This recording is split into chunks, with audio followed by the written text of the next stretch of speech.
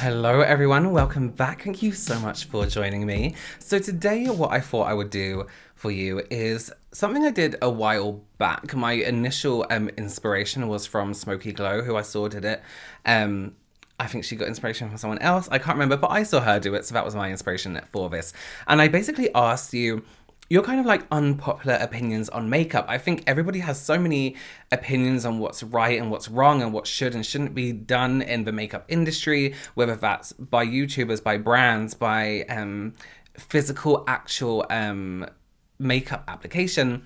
I know I have a lot of opinions, but I thought it would be interesting to see what everyone thinks and kind of what mind frames everyone is in at different periods of time throughout, this makeup obsessed kind of moment we're in.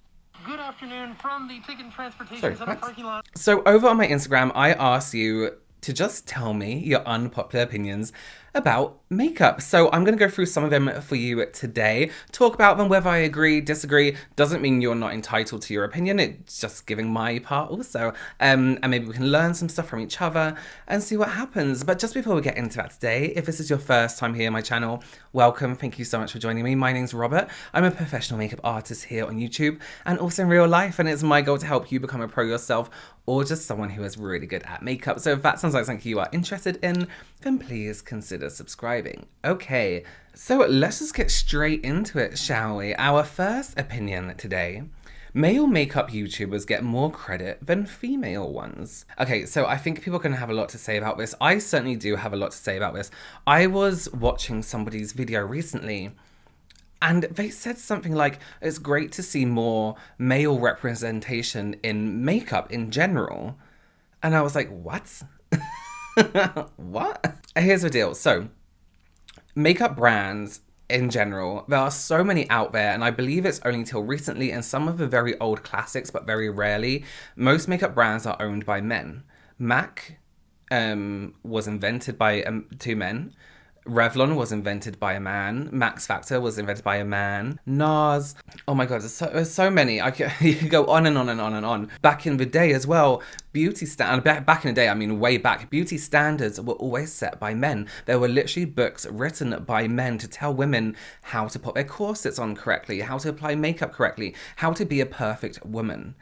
And I think that's something that happens throughout history and throughout beauty in general. Hi, it's me, editing Robert from the future. I was just editing this and I was like, when are you going to make a point? Why aren't I making a point? And what I wanted to say by pointing out like brands that were created by men and books that were written by men, to say something along the lines of, as I was saying earlier, like, oh, it's so nice to finally see men being represented in the beauty industry. We may have not seen it in like the editorials, or we may have not seen it in advertisements, which we do a lot now, but there was always men behind it. So to suggest that it was, an equal playground for women, or it was more for women and it was more empowering to women, was wrong, because there was always a man behind it suggesting what is the correct version of beauty, if that makes sense. And that's not a good thing. That to me is a negative thing. It's very difficult because myself being a man who does like reaction videos and is a makeup artist and wants to put out there how to perfect your makeup may come across as me being like, I'm a man, you're a woman, this is how you should do your makeup, which isn't how it is at all. Because not only women, first of all, wear makeup, men wear makeup also. All genders can wear makeup. Is for everyone. I do feel like male YouTubers and makeup artists, the amount of times I've been doing a client's makeup and they've said to me, I prefer a male makeup artist. I don't know why, they just seem better, which isn't a fact, by the way. That's just something people say. Of course, there are female makeup artists and makeup artists of multiple genders who are incredible, amazing makeup artists who aren't just male. And it's those people who I've personally learned my craft from. So I would completely agree with this. Male makeup YouTubers do get more credit than female ones. And I don't know why. I don't know whether it's because there's something more eye-catching. I never grew in popularity on my Instagram or on YouTube until I started putting makeup on myself. And to see that visual of, I think it was a man, and I knew it was a slight shock factor. And oh my god, a man with a beard wearing makeup, because I didn't wear makeup before I started doing YouTube. I didn't wear makeup before I started doing Instagram. I was a makeup artist to put makeup on other people. That was my job, a makeup artist. So to then do it on myself was something completely different. And I only started to get a following when I started to do it on myself and when you can see the face behind the work. And then we can look at the more popular gurus and beauty influencers within the industry. Popular, as in whether you hate them or love them, are all male and identify as male. I don't know, but I agree with you. I completely agree with you. People should have some sort of qualification in makeup to be a makeup artist. Now, I agree and disagree. So I know some incredible self-taught makeup artists that have doing amazing makeup, and they're working in the makeup field. I mean, I call it the real makeup field. No offense to my job, which is now YouTube. But they're doing editorials, they're doing fashion week, they're doing more fashion editorial based work, and they're self-taught. The important thing I think needs to happen when you are a makeup artist is you need to know about hygiene, because it's for your insurance purposes as well, and so you don't fuck up someone else's face. Hygiene, correct procedures, insuring yourself, insuring your kit, all this other stuff that comes along with a makeup artistry career that you don't really think about. But then also if you're doing editorial, you need to think about lighting. So there are some things that you have to learn in a school or learn through experience. So I think it depends what you're doing. If you're a self-taught makeup artist and you're learning and you're not quite fully there yet, don't charge as much. It's expectations. It's like when you go get your hair cut and they're like, do you want a trainee? And you're like, well, no, but and you know, it's slightly less in price. It's that kind of situation. I think as long as you're being hygienic, as long as you're insuring yourself correctly, as long as you look into this and it is done correctly, then you can do it. I think it takes like looking at someone like Judy D's video, who does those worst reviewed, where she goes to worst reviewed salons and gets her makeup done by makeup artists who have just started doing it because it's popular. That's when I think they need to take a step back, because they're being really unhygienic, they're being dangerous, they're using tools and cheap products that are probably contain rat poison and all this stuff. So in two minds there. Eyeshadow primer isn't necessary. Now, you are either...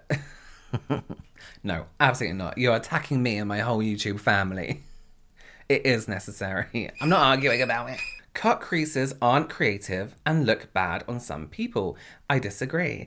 I think a cut crease, when done properly, is a great way to, if you're practicing makeup, is very creative, because it involves symmetry. It involves getting the two sides completely equal, which isn't always possible, especially as people have different eye shapes. But that's something you learn, like being a makeup artist and just doing your own makeup, is symmetry can be one of the most difficult things to do. So getting one side completely the same to the other. That's why I love people's looks like Stacey Marie MUA, who do these amazing intricate looks.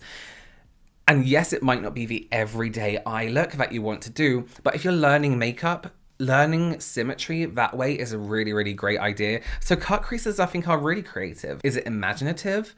Not so much anymore, because everyone's doing it, but you know, each to their own. I love a cut crease. And I always think a cut crease is a really good way to use multiple colors from a palette. If I'm doing a smoky eye, I'm going to use 4 colors, 4, 5 max. If I'm doing a cut crease, you bet I can fit 7, 8 colors into that cut crease. MUAs shouldn't be judged on their makeup on themselves, but their actual makeup on clients.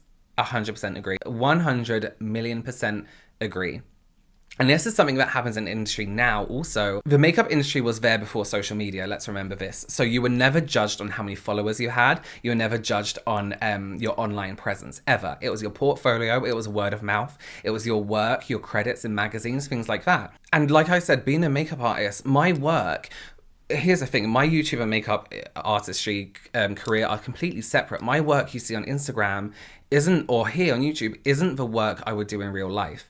I wouldn't do as much makeup, I wouldn't do as much eye makeup in an editorial setting or a bridal setting, if that makes sense, unless that's what the bride wants. But you become a makeup artist to learn how to master the art of makeup on models, on other people. Let me just explain. Learning makeup this way and then having to flip round this way is different. Not completely, but it's very difficult. It's like learning how to drive and then being like, okay, now you have to drive backwards, but we'll give you a mirror to look in so you can see what's behind you. Like it just, it muddles everything up a little bit. I think I've said this before. I used to work with this makeup artist years and years and years ago. She was incredible, but oh my God, her makeup was it wasn't great, and she even said it herself. She's like, I don't like it. I don't like wearing makeup. Like, this is what I'm gonna do. But her makeup on other people was insane. It was incredible. It was incredible. And this was at a time as well. Bear in mind, makeup artists weren't a walking advertisement for themselves. Their work was an advertisement for themselves. People judge my makeup skills because I'm now an influencer on what I do on Instagram, and because I don't share my other work with people, because people on the internet are vicious and I don't want people calling my brides ugly. So which has happened when I put it online. So I am now a walking advertisement for my makeup work, if that makes sense. Whereas before, it was just my portfolio. This is my physical work that I do. Look at it in a physical book or on an iPad, you know, or on whatever. So I completely agree with that. And makeup artists needs to be judged on their work, on other people, not on themselves. Skincare is better than makeup, sorry. No, I totally agree. I think that you can't have good makeup until your base is fully, skin, is taken care of and prepped properly and looked after in the long run. In general, it's your canvas. It's very, very important. As well as washing off makeup. That's skincare. You need to take that stuff off properly. I completely agree. Don't apologize for facts. Highlight makes you look oily and older. Yes and no. So I'm wearing a highlighter now. I hope it's not making me look oily and older because I've used it strategically and only use it to give myself a very natural shine. It can look oily if you place it where oil comes out the skin. So I do put a bit on my nose, but I get oily around this part of my nose. If you put it in your chin, yes, it makes you look, greasy. If you put it in the middle of the forehead, that's where we tend to sweat and get oily. So yeah, it can make you look greasy. So I always do it here on the sides, on my cheeks, and of course down the middle of the nose. In terms of it making it look older, I totally disagree. It depends on the texture of a product. If you're using a really horrible highlighter that is quite gritty and not so smooth in texture, it's more rough, it has glitter to it, then it's not great. You want something that's, sorry, I'm watching a bit of fluff. You kind of want to go for something that's a bit more natural and looks like light bouncing off the skin, just like a natural glow. Highlighter doesn't have to be insane amounts of product. In terms of looking older, highlighter is something I definitely use on maturer clients because it adds light and it adds glow to the skin. Something that happens with our skin as it gets older is it loses that kind of glow physically because it doesn't what's it called? I'm not a skincare person, you know what I mean. So to add that glow back to it, even my skin can get dull, like in the winter, for example. So to add a glow back to it, as that more like youthful look to it. I'm not sure if it's right to throw away products by problematic brands, wasting resources. Yes, I do agree. So I recently got rid of a whole bunch of a certain brand. I didn't throw it away. I gave it to a friend, and then I gave some more of it to another friend. A reason being, because I am, again, I review products online, I have a wider audience. So if I'm going to keep using these products, even if I'm like, I don't like this, but I'm going to use it till it runs out, I'm still promoting that product and showing that I'm using it. If you don't have a YouTube channel and you just do your makeup, if you spent a lot of money on a palette, you've already this is my opinion, and I know some people disagree, you've already supported that brand, you've already paid that brand. They're not getting extra money every time you use that product, you know? It's not like every time you use an eyeshadow, they get like $5. But if you're posting it online and advertising a difficult, problematic brand, then I think you should just not mention the brand at all, not one bit. But to throw it away and waste it is a bit, yeah, I do agree, it's wasteful. Swatches don't really tell if your eyeshadow is good. Yeah, I agree. And also that comes from finger pressure. I see a lot of the time, I saw somebody, and this is something we don't see a lot in videos because a lot of people wear false nails or have like really nice false nails, but I saw a guy swatching a palette once, and he rubbed the eyeshadow palette and then he rubbed it on his hand, and you know, like, if this is me like pressing on my hand normally, he rubbed so hard that his fingernail went white and red like this and then dragged it down. You do not put that much pressure on your eyelid. There's not a brush that is going to put that much pressure on your eyelid. Swatches to me don't mean anything. If you want to see swatches, fine, just to get an idea for colour. But I've also seen people paint over swatches with a Photoshop tool, and you can tell, yeah, you can't use powder as eyeshadow primer. I've done it successfully for 32 years. That's like saying I'm going to prime my face for foundation with foundation. It doesn't stop my oil from coming through. No. I'm sorry, I don't trust anyone who has been given money to advertise products. I understand that. I totally understand that. I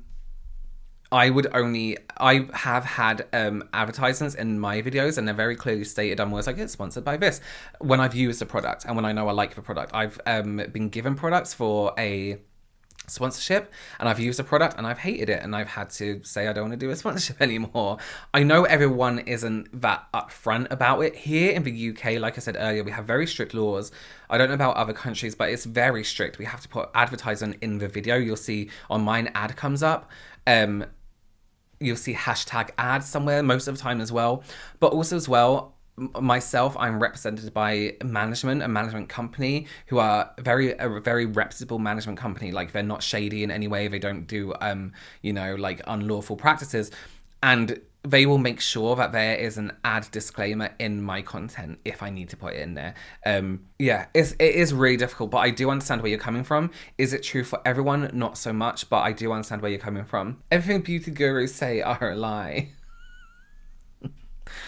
Do people like beauty gurus? Everything they say is a lie is maybe a little bit of a stretch. Again, I totally get where you're coming from regarding products, maybe regarding, I don't know. There's something about being a makeup YouTuber or YouTuber in general where you get this kind of underlying feeling of no one trusts me and everyone doesn't like, me talking about products. Is every time you're favorable about a product, it has to be sponsored. It has to be friends of that person. You have to be on their side of a drama, because why else would you like it? It's really difficult. You can't give a positive review without people saying it's sponsored. And like I said, here in the UK, you have to be clear it's sponsored. Otherwise, you can legally get in a lot of trouble. So it's difficult. And if you give a bad review, then it's like, you didn't use it properly. You haven't tried it properly. There's no pleasing everyone, I'll tell you that. Well, so they were some of your unpopular opinions, which actually aren't that unpopular. I think so many people share the same opinions. You know what I learned from that? A lot of people hate primers and influencers, so... Well, thank you so much for sending them to me. If you haven't already, go ahead and follow me on Instagram and Twitter. I talk a lot to everyone on Twitter. I think it's like a nice little, we can talk more. I can see you more, I think. Give this video a thumbs up if you like. Please consider subscribing also. I would love to know your opinions on some of these unpopular opinions below. Everything I said in this video was, of course, my opinion, just like the opinions that were sent in were those people's opinions also. They're not all facts, apart from the ones about eye primer. What I say is a fact about eye primer. I'm never gonna agree with people who don't use eye primer. I'm sorry. There's so many different eye primers out there for people. Actually, check out my eye primer video. At the end of the video, I put a chart up about different eye primers for different eyelid types. Some eye primers can be extremely drying for those people with like drier eyelids, for people with like psoriasis and eczema, things like that. But there is a primer out there for everyone, and it's not concealer or just eyeshadow. You can't stick paper to paper using paper. All right, everyone, thank you so much for joining me. I will see, what day is it? I will see you on Sunday and then Monday, and have an amazing rest of the week. I'll see you very soon. Bye.